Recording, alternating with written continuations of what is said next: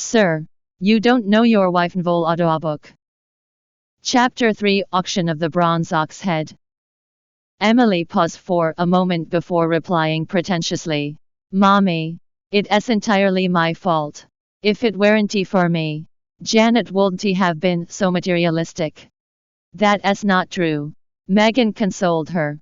You are forever my precious daughter. Janet stood beside the railing on the second floor while she observed the scene. Her lips curled slightly into a mocking smile. The next day, someone came to pay the Jackson family a visit out of the blue. Someone was knocking on the door early in the morning, and so Emily came forward to answer the door in a rush. It turned out to be Megan's friend, Madame Lane. Megan and Madame Lane got to know each other in the past when they were models. They were friendly with each other.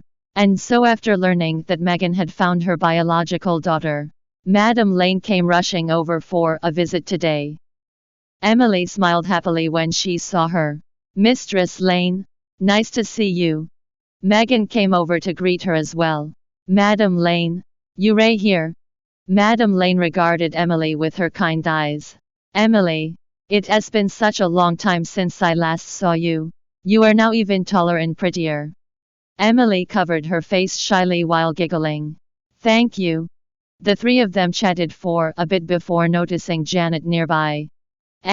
Is that girl your biological daughter? Megan felt her heart sink, and she clenched her fists tightly while her expression stiffened involuntarily. Yes. At that moment, it so happened that Janet was seated on the couch. She had a pair of earphones on while she leaned against the couch lazily.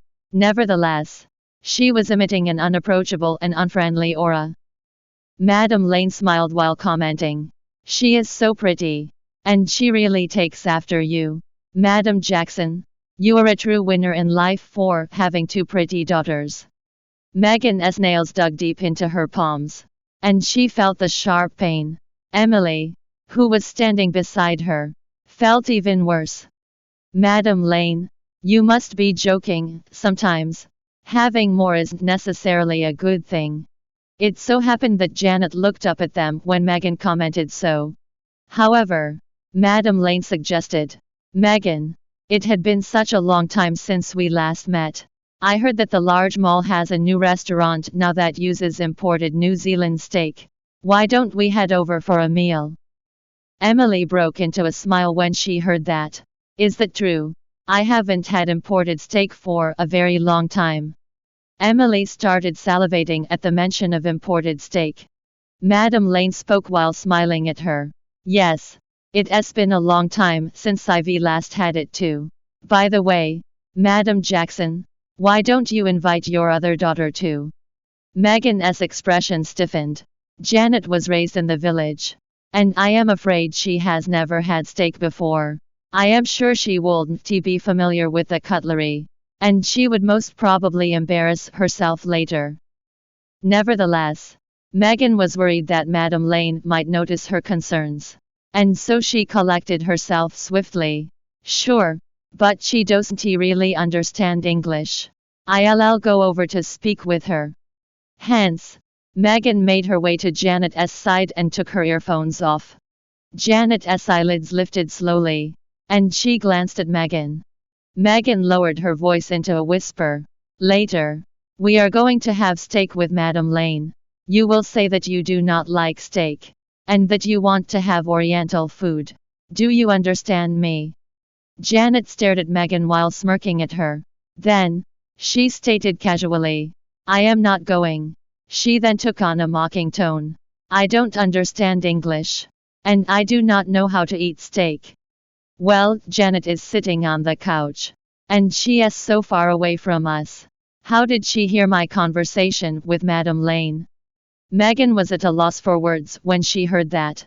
She regarded Janet, who was emitting a rebellious and distant aura, almost like a porcupine on a defensive stance, and she felt a stab in her heart. She kept quiet for a moment, but she did not comment further. It's a good thing that she is not going, otherwise, she might humiliate us.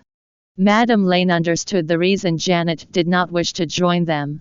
She has just arrived in Sanford City. After all, I am sure she is not used to a lot of things. By the time Emily and Megan left with Madame Lane, Janet received a text message on her phone. Lee persisted and asked her the same question again. Janet, are you sure you are not coming? The main item today is the bronze ox head. Big players from all over the world are attending the auction to get their hands on it.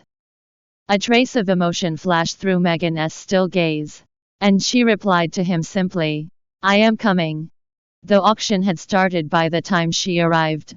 Upon noticing her arrival, Lee exclaimed in excitement, Janet, is that really you? When does the auction for Bronzeware begin? Soon, I guess, most probably in another half an hour. Lee rubbed his chin while answering with a smile. Janet leaned against the back of her chair. She crossed her legs while observing her surroundings lazily. True enough, auctions in big cities are lively. Lee glanced at Janet, who was busy observing her surroundings. Who would believe that this girl is an actual big player? She is skilled at medicine, painting, hacking and even car racing. The next item is the main item for tonight's auction, the bronze ox head. The hostess' voice boomed and reverberated throughout the auction site. Janet looked up and saw the assistant bringing the bronze ox head up the stage carefully. It seemed to be a grand occasion, and Janet squinted her dark eyes instinctively. The host remarked, I believe everybody is familiar with the national treasure.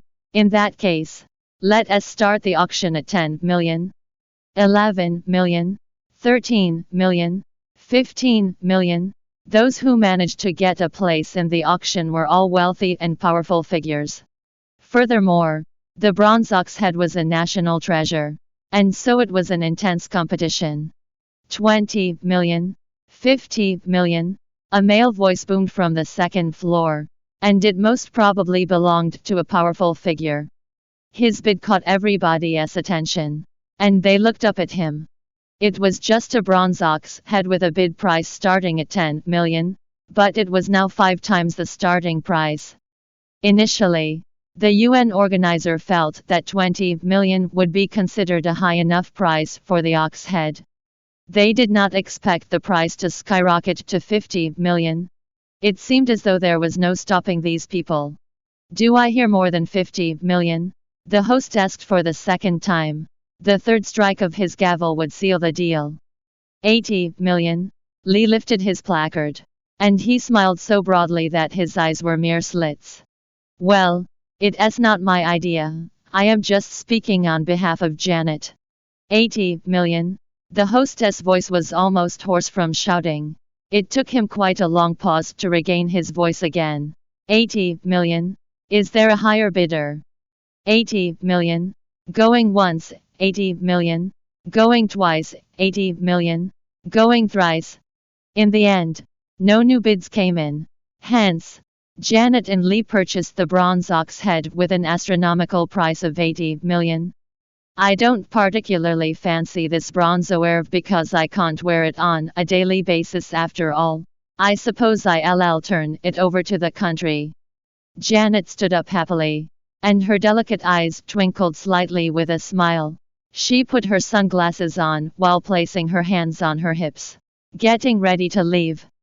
Ladies and gentlemen, please don't leave in a rush. I've just been informed that there is a last item coming up. Please wait for a moment. The host had just received the update, and he tried reassuring and calming the guests. Janet and Lee turned slowly to look at him, and the two of them exchanged smiles before taking their seats. The host smiled politely. Today, the person in charge of the UN, President Jaden, personally picked a gift for everybody to enjoy. Ladies and gentlemen, feel free to have a look before leaving. Oh, President Jaden even prepared a program for us. He is so considerate. Someone from the audience commented. The person in charge, President Jaden, grinned broadly at the crowd. Clap, clap. He clapped twice. The surrounding lights were turned off, and they were left with a dim light right in front of the hall that was cast on the middle of the raised platform.